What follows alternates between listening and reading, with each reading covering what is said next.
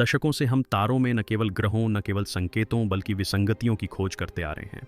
ब्रह्मांड में वे दुर्लभ क्षण जब कुछ नियमों का पालन करने से इनकार कर देता है। और अब जेम्स वेब स्पेस टेलीस्कोप ने शायद ठीक वही खोज लिया है। हमारे सौरमंडल में दर्ज की गई तीसरी अंतरतारकीय वस्तु 3 एटलस के एक सामान्य अवलोकन के रूप में जो शुरू हुआ था, वह कहीं अधिक विचित्र, कहीं अधिक रहस्यमय और असीम रूप से अधिक महत्वपूर्ण घटना में बदल गया है। मंगल ग्रह से परे विशाल ठंडे अंतरिक्ष में इंटरनेट ने कुछ ऐसा खोजा जो उसे नहीं खोजना चाहिए था। सिर्फ और प्रकाश नहीं, कृत्रिम प्रकाश। एक ऐसी चमक जो किसी धूमकेतु या क्षुद्र ग्रह की तरह व्यवहार नहीं करती। एक ऐसा संकेत जो परावर्तन या अपवर्तन के किसी ज्ञात भौतिकी का पालन नहीं करता। और अब खगोलविदों और खगोल भौतिकविदों के सामने एक ऐसा सवाल है जो उन्हें अंदर तक झकझोर देता है। आखिर 3 एटलस है क्या? हमारे साथ बने रहिए, क्योंकि हम उस डेटा की गहराई में उतरेंगे जिसने अब तक के सबसे पुराने और सबसे भयावह सवाल को फिर से जिंदा कर दिया है। क्या हम अकेले हैं? 3 एटलस को पहली बार सौरमंडल के किनारे पर एक धुंधले बिंदु के रूप में देखा गया था, जो एक ऐसे पथ पर चल रहा था जिसका अनुसरण कोई स्थानीय वस्तु नहीं कर सकती थी। यह स्पष्ट रूप से अंतरतारकीय पिंड था, जो हमारे सूर्य के गुरुत्वाकर्षण क्षेत्र से परे उत्पन्न हुआ था, किसी अज्ञात बल द्वारा आकाशगंगा में फेंका गया था और अब हमारे पड़ोस में चुपचाप मंडरा रहा था। शुरुआत में इसे इसके पूर्ववर्तियों ओमुआमोआ और बोरिसोव की तरह एक ब्रह्मांडीय जिज्ञासा माना गया, लेकिन इसकी शुरुआती तस्वीरों में भी कुछ अजीब सा महसूस हुआ। अधिकांश अंतरतारकीय पिंडों के विपरीत 3 एटलस असामान्य रूप से चमकीला था, और वह भी ऐसे तरीके से जो समझ में नहीं आता था। इसकी चमक इसके अनुमानित आकार या संरचना से मेल नहीं खाती थी। यह एक अप्राकृतिक स्थिरता के साथ झिलमिला रहा था। इसकी चमक न तो उम्मीद के मुताबिक फीकी पड़ रही है और न ही किसी तरह के गैस उत्सर्जन या धूल निकलने के संकेत के साथ भड़क रही है। परंपरागत धूमकेतु बर्फ के पिघलने से अचानक तेज चमकते हैं, लेकिन यह धूमकेतु स्थिर रहा, मानो इसे अंदर से ऊर्जा मिल रही हो। दुनिया भर की दूरबीनों ने इसे देखने के लिए रुख किया और वेब अपनी अद्वितीय अवरक्त स्पेक्ट्रम में देखने की क्षमता के साथ इस रहस्य को सुलझाने के लिए इस्तेमाल किया गया। इसने जो देखा उससे सब कुछ बदल गया। पृथ्वी से 10 लाख मील दूर लांघे पॉइंट पर स्थित जेम्स वेब स्पेस टेलीस्कोप को अदृश्य को देखने, तारों की चकाचौंध को भेदने और अंधेरे में छिपी चीजों को उजागर करने के लिए डिजाइन किया गया था। 3 नेत्रों वाले एटलस पर इसकी दृष्टि से भ्रम दूर होने की उम्मीद थी, लेकिन इसके बजाय इसने भ्रम को और बढ़ा दिया। टेलीस्कोप के उपकरणों ने एक केंद्रीकृत तापीय उत्सर्जन का पता लगाया जो सूर्य के प्रकाश के किसी भी प्राकृतिक परावर्तन से मेल नहीं खाता था। आमतौर पर धूमकेतु सूर्य की किरणों के धूल और बर्फ से टकराकर वापस आने के कारण चमकते हैं, लेकिन 3IE एटलस ने एक आंतरिक तापीय संकेत दिखाया जो कोर से बाहर की ओर विकीर्ण हो रहा था। यह बिखरा हुआ प्रकाश नहीं था, बल्कि उत्सर्जित प्रकाश था। थर्मल मैपिंग ने एक ऐसा पैटर्न दिखाया जो प्राकृतिक वस्तुओं के किसी ज्ञात वितरण वक्र का अनुसरण नहीं करता था। यह हल्का, अनियमित और सबसे आश्चर्यजनक रूप से अंतराल पर चक्रित होता प्रतीत हो रहा था। यह लयबद्ध दोहराव यादृच्छिकता नहीं, बल्कि एक सुनियोजित प्रक्रिया का संकेत दे रहा था। नासा और यूरोपीय अंतरिक्ष एजेंसी के कुछ वैज्ञानिकों ने कई अजीब और गरीब स्पष्टीकरण प्रस्तावित किए। रेडियोधर्मी क्षय, सतह के नीचे घर्षण, परग्रही समस्थानिक। लेकिन जैसे जैसे अधिक डेटा प्राप्त हुआ, वे सिद्धांत धराशायी हो गए। एकमात्र सुसंगत स्पष्टीकरण जो बचा था वह वही था जिसे कोई लिखना नहीं चाहता था। यह वस्तु संभवतः विद्युत से संचालित हो रही है। वेब, हबल और स्थलीय वेधशालाओं से प्राप्त आंकड़ों के एकत्र होने के साथ 3 नेत्रों वाले एटलस का एक स्पष्ट स्वरूप उभरने लगा, जो किसी भी ज्ञात खगोलीय पिंड से बिल्कुल अलग था। इसका प्रक्षेप पथ इतना सटीक था कि यह अव्यवस्थित नहीं हो सकता था, मानो यह अपना मार्ग स्वयं चुन रहा हो, गुरुत्वाकर्षण क्षेत्रों के बीच सूक्ष्मता से अपना मार्ग समायोजित कर रहा हो। इसका घूर्णन असामान्य रूप से स्थिर था और इसकी लुढ़कने जैसी गतिमानक जड़त्वीय बहाव के नियमों का उल्लंघन करती थी। यहाँ तक कि सौर विकिरण के निकट से गुजरते समय भी इसकी सतह पर कोई चमक नहीं दिखाई दी, जिससे यह संकेत मिलता है कि इस पर कोई आवरण या कवच है, शायद कोई ऐसी चीज जो इसे गर्मी से बचा रही हो। फिर आया सबसे विवादास्पद निष्कर्ष। इसकी सतह की परावर्तनशीलता एल्बिडो कुछ हिस्सों में लगभग पूर्ण पाई गई, जो पॉलिश की हुई धातु के समान थी, न कि चट्टान, न बर्फ, न धूल, बल्कि धातु के समान। इसके नतीजों ने खगोल विज्ञान जगत में एक जबरदस्त हलचल मचा दी। अगर यह धातु से बना था, संरचित था और ऊर्जा उत्सर्जित कर रहा था, तो हम अब किसी प्राकृतिक वस्तु का अवलोकन नहीं कर रहे थे, हम तकनीक का अवलोकन कर रहे थे। अचानक गलियारों में प्रोब शब्द फुसफुसाने लगा, बीकन, यान, यहाँ तक कि कलाकृति भी। यह विचार कि यह एक एलियन अंतरिक्ष यान हो सकता है, अब केवल षड्यंत्र मंचों तक ही सीमित नहीं रहा। यह अब गुप्त फायरवॉल के पीछे संस्थागत ईमेल में चुपचाप प्रसारित हो रहा था। शायद सबसे निर्णायक सबूत न तो ऊष्मीय उत्सर्जन था, न ही प्रक्षेप पथ और न ही अजीब धातुई संकेत, बल्कि यह प्रकाश था। फोटोमेट्रिक विश्लेषण ने कुछ चौंकाने वाली बात उजागर की। 3i एटलस से आने वाला प्रकाश एक संकीर्ण स्पेक्ट्रम बैंड में केंद्रित था। दूसरे शब्दों में, यह सूर्य के प्रकाश का व्यापक प्राकृतिक परावर्तन नहीं था, बल्कि विशिष्ट तरंग दैर्ध्यों का नियंत्रित उत्सर्जन था। एलईडी एरे, लेजर संचार प्रणाली और अंतरिक्ष यान सिग्नल बीकन के साथ हम ठीक यही करते हैं। इसके अलावा इस बैंड में वे आवृत्तियां शामिल थीं जिनका उपयोग पृथ्वी पर संचार और मार्गदर्शन प्रणालियों में अक्सर किया जाता है। इतना ही नहीं, प्रकाश की तीव्रता सौर विकिरण के प्रति बहुत ही सूक्ष्म रूप से प्रतिक्रिया करती हुई प्रतीत हुई, मानो कोई ऑन बोर्ड सिस्टम इसे वास्तविक समय में समायोजित कर रहा हो। यह झिलमिलाहट बेतरतीब नहीं थी, बल्कि एक विचित्र रुक रुक कर होने वाली स्पंदन के साथ हो रही थी। खगोलविदों ने ज्ञात सिग्नल मॉडलों के आधार पर डेटा का विश्लेषण किया। उन्हें जो परिणाम मिला वह निर्णायक नहीं था, लेकिन अर्थहीन भी नहीं था। कुछ लोगों का दावा था कि ये स्पंदन बाइनरी अनुक्रमों से मिलते जुलते थे। दूसरों ने कहा कि यह एक घूर्णनशील विद्युत स्रोत हो सकता है, लेकिन निष्कर्ष निर्विवाद था। ये कोई निष्क्रिय वस्तु नहीं थी, ये कुछ कर रही थी, कुछ जानबूझकर किया जा रहा था और हम इसे प्रत्यक्ष रूप से देख रहे थे। जैसे जैसे डेटा प्राप्त होता गया, MIT और हार्वर्ड के खगोल भौतिकविदों की एक टीम ने 3 एटलस से निकलने वाले विद्युत चुंबकीय उत्सर्जन का गहन सिग्नल विश्लेषण किया। पहली नज़र में आवृत्तियां बेतरतीब लग रही थीं, मानो स्पेक्ट्रम में बिखरा हुआ शोर हो। लेकिन जब उन्होंने चक्रीय पैटर्न को अलग करने के लिए फोरियर ट्रांसफॉर्म का प्रयोग किया, तो कुछ सामने आया। स्थैतिकता के भीतर, अराजकता के नीचे एक फुसफुसाहट की तरह दबी हुई एक संरचित दोहराव वाली पल्स थी, जो इतनी सटीक थी कि स्वाभाविक नहीं लग रही थी। यह न तो एक मानक बाइनरी थी, न ही मानव प्रौद्योगिकी में प्रयुक्त एक विशिष्ट मॉड्यूलेशन, लेकिन इस पर जानबूझकर एन्कोडिंग की स्पष्ट छाप थी। कुछ लोगों ने अनुमान लगाया कि यह एक बीकन हो सकता है, एक ऐसा प्रसारण जो पृथ्वी से बाहर के रिसीवरों के लिए भेजा गया हो। कुछ अन्य लोगों ने यह सिद्धांत दिया कि यह टेलीमेट्री हो सकती है, एक निरंतर डेटा स्ट्रीम जो उस स्थान पर वापस भेजी जा रही हो जहां से यह वस्तु आई थी। सबसे परेशान करने वाली बात यह थी कि संदेश चाहे जो भी हो, वेब द्वारा पहली बार पता लगाए जाने के बाद से इसमें कोई बदलाव नहीं आया था। ऐसा लग रहा था मानो 3 एटलस हमसे नहीं, बल्कि किसी और से बात करने की कोशिश कर रहा हो, और शायद उस किसी और ने इसे पहले ही सुन लिया हो। इस खोज की खबर वैज्ञानिक और रक्षा संस्थानों के उच्च स्तरीय अधिकारियों तक तेजी से फैल गई। नासा के भीतर एक गोपनीय रिपोर्ट प्रसारित हुई और फिर एक अज्ञात पत्रकार को लीक हो गई, जिससे पता चला कि शीर्ष अधिकारी पहले से ही वैश्विक अंतरिक्ष एजेंसियों के साथ समन्वय कर रहे थे ताकि यह निर्धारित किया जा सके कि 3 एटलस से कोई खतरा है या नहीं। कुछ वैज्ञानिकों का तर्क था कि यह हानि रहित है, एक प्राचीन यान जो शायद सदियों पुराना है और तारों के बीच एक पूर्व निर्धारित मार्ग पर चल रहा है। अन्य इतने आशावादी नहीं थे। उन्होंने ऐसे प्रश्न उठाए जिनका कोई उत्तर नहीं दे सका। अगर यह संचार कर रहा है तो थे। इसे कौन प्राप्त कर रहा है? यदि इसमें प्रकाश उत्सर्जन होता है तो क्या इसमें प्रणोदन भी है? यदि यह जानबूझकर यहां लगाया गया है तो अभी क्यों? रिपोर्ट में इस संभावना का जिक्र किया गया था। हालांकि यह संभावना बहुत कम थी कि 3 एटलस सिर्फ गुजर नहीं रहा था, बल्कि ग्रहों की स्थिति, विद्युत चुंबकीय क्षेत्र या यहां तक कि उन्नत सभ्यताओं का अवलोकन और निगरानी कर रहा था।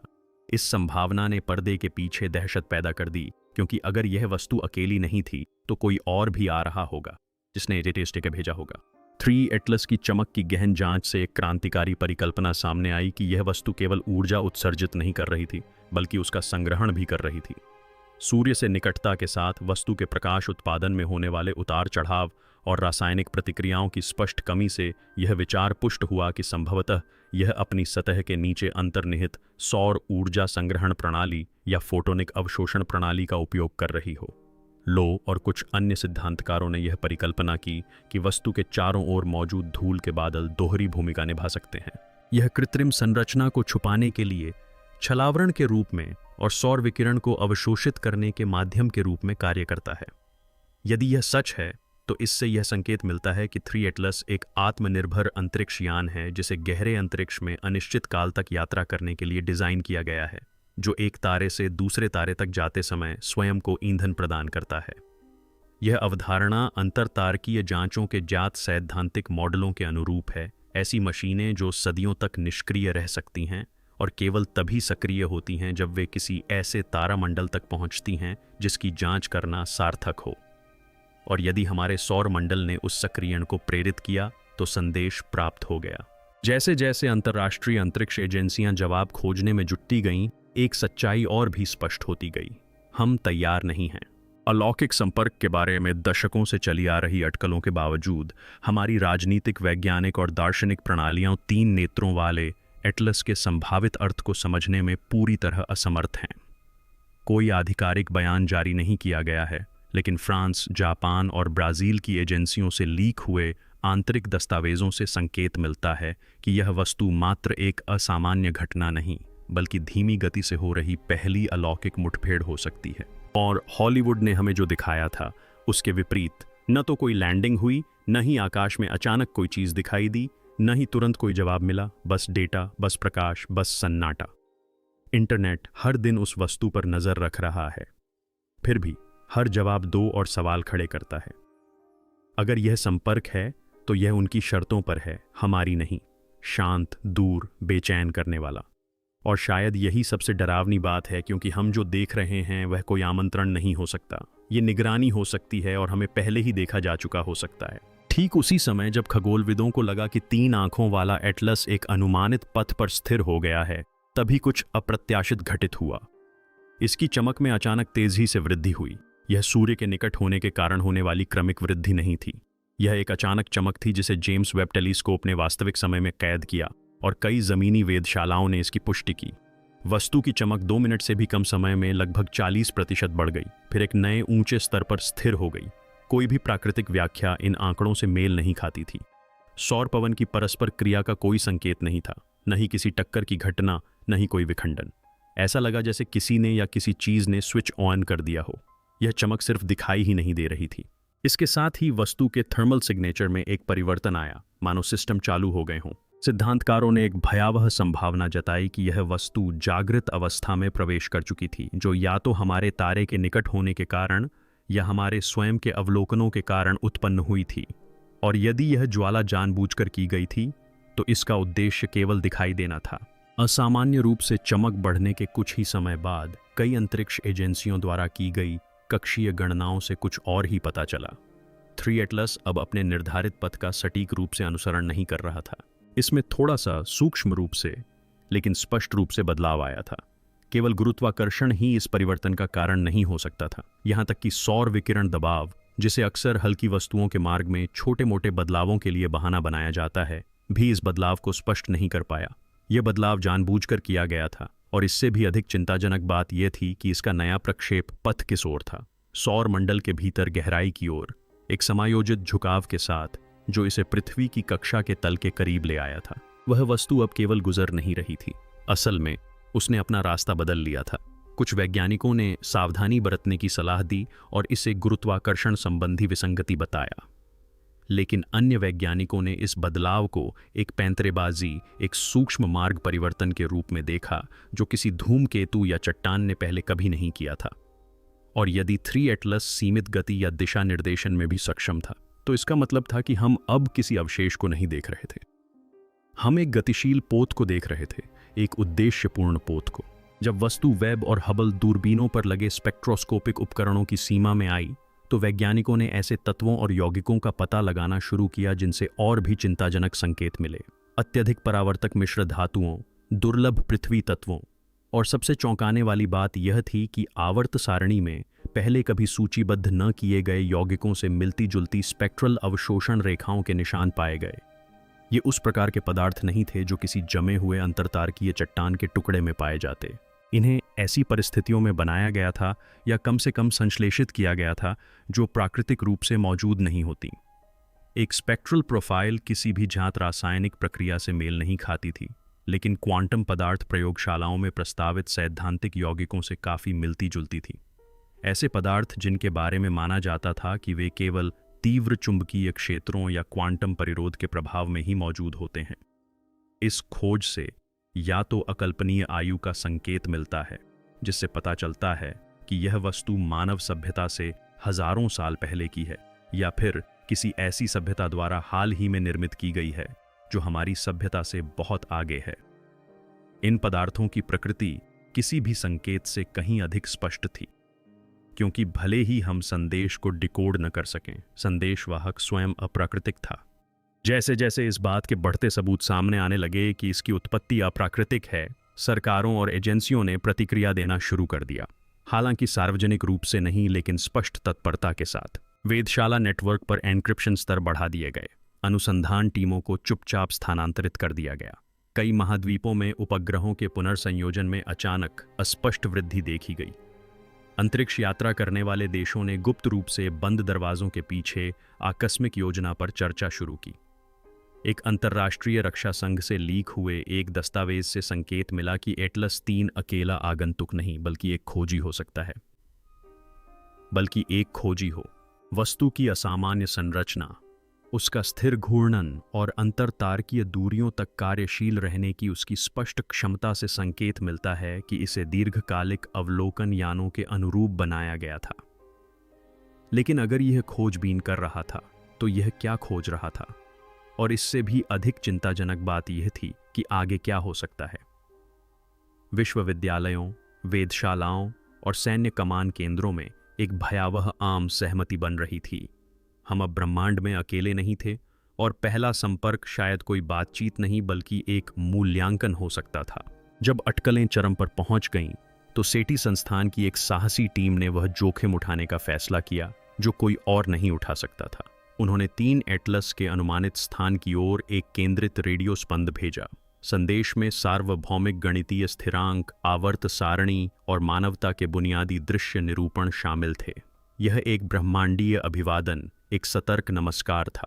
दिन बीत गए, फिर 1 सप्ताह, कोई प्रतिक्रिया नहीं आई। लेकिन जब यह प्रयोग एक और अनसुनी कोशिश बनकर खत्म होने ही वाला था, तभी चिली के एक निगरानी स्टेशन ने कुछ अजीब दर्ज किया। एक संकीर्ण बैंड की वापसी पल्स, आवृत्ति से हटकर, विकृत लेकिन स्पष्ट रूप से मूल संदेश के अनुरूप समयबद्ध। यह भाषा में दिया गया उत्तर नहीं था, यह प्रतिध्वनि नहीं थी, यह एक पिंग था, एक वापसी संकेत जिसमें इतना विचलन था कि यह निष्क्रिय परावर्तन नहीं था, इसे संसाधित किया गया था। संदेश वापस भेज दिया गया था।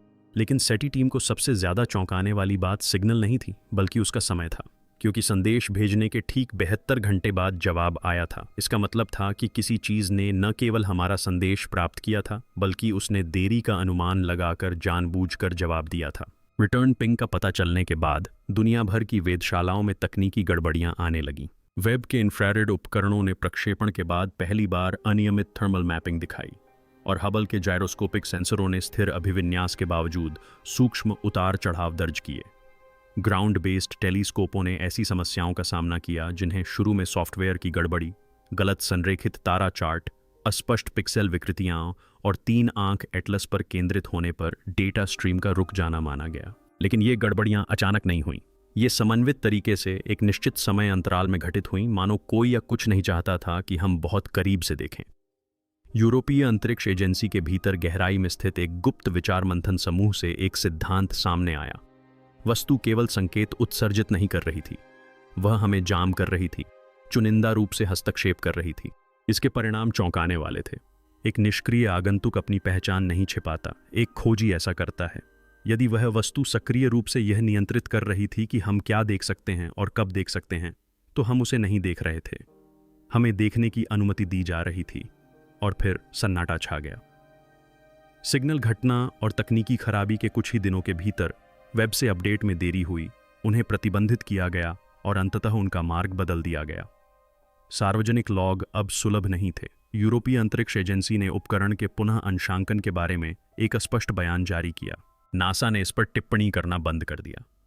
यहां तक कि प्रतिष्ठित पत्रिकाएं जो 3i एटलस को बारीकी से कवर कर रही थीं, उन्होंने भी अपनी खबरें वापस लेना शुरू कर दिया या बिना किसी विवरण के तटस्थ सारांश प्रकाशित करने लगीं।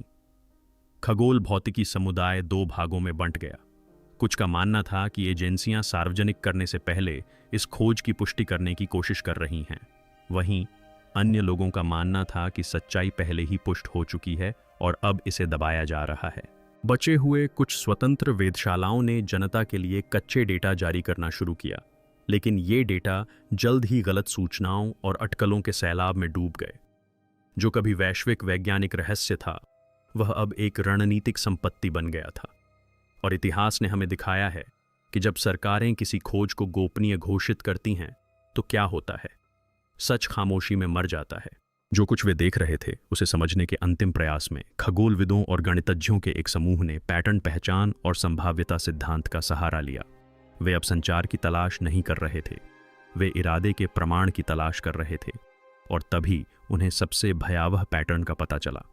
सौरमंडल में वस्तु का पथ, जो देखने में स्वाभाविक लग रहा था, ग्रहों की स्थिति के सापेक्ष प्लॉट करने पर फिबोनाची चाप को प्रतिबिंबित कर रहा था, जो प्रकृति में पाई जाने वाली आनुपातिक सुंदरता का एक प्राचीन सर्पिल है और संयोग से पृथ्वी आधारित कई संचार प्रोटोकॉल में भी मौजूद है। इसके अलावा इसके मार्ग परिवर्तन का समय, प्रकाश की चमक और यहाँ तक कि पिंग प्रतिक्रिया भी अभाज्य संख्याओं के अनुक्रमों से मेल खाती थी। प्राकृतिक रूप से ऐसा होने की संभावना खगोलीय रूप से बहुत कम है। ये पैटर्न जानबूझकर चुने गए थे।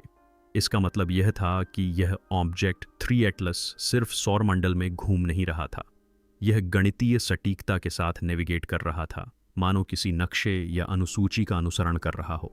कुछ सिद्धांतकारों ने अब अकल्पनीय बात फुसफुसाकर कही, यह कोई अंतरतारकीय जांच यान नहीं हो सकता, यह एक अंतरतारकीय संदेश हो सकता है जो ध्वनि या प्रतीकों से नहीं बल्कि व्यवहार से बना हो।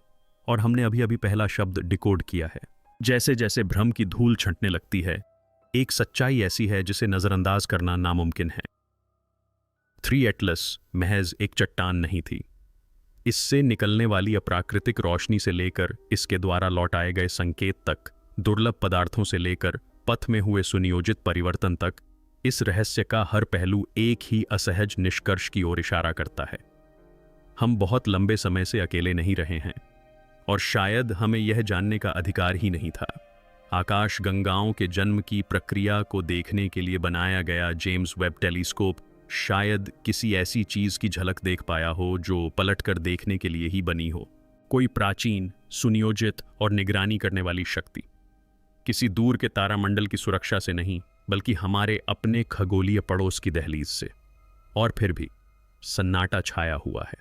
संबंधित एजेंसियां बोलने से इनकार कर रही हैं। डेटा को रोक दिया गया है। ऐसा लगता है कि दुनिया को अभी तैयार नहीं माना गया है, लेकिन हमें उम्मीद की किरण दिखी। हमने रास्ता खोज निकाला और अब हम वो सवाल पूछते हैं जो सबसे समझदार दिमागों को भी डरा देता है। आगे क्या होगा? क्या 3 एटलस बस यहाँ से गुजर रहा था, अपनी यात्रा जारी रखने से पहले हमारी छोटी सी दुनिया का रिकॉर्ड बना रहा था, या ये महज कई में से पहला था? एक ऐसा प्रोब जो किसी बड़ी चीज का रास्ता दिखा रहा था, कोई ऐसी चीज जो आगे बढ़ने के लिए संकेत का इंतजार कर रही थी। अंत में शायद इससे कोई फर्क नहीं पड़ता कि 3 एटलस एक मशीन थी या कुछ और। महत्वपूर्ण बात यह है कि वह आया, उसने देखा और उसने प्रतिक्रिया दी। और अब उस ठंडे अंतहीन अंधेरे में कहीं कोई चीज उस नीले ग्रह की ओर अपना ध्यान केंद्रित कर रही होगी जिसने सबसे पहले संकेत दिया था। उलटी गिनती शायद शुरू हो चुकी है और ब्रह्मांड एक बार फिर हमें याद दिलाता है कि हम केंद्र नहीं हैं, हम प्रेक्षित हैं।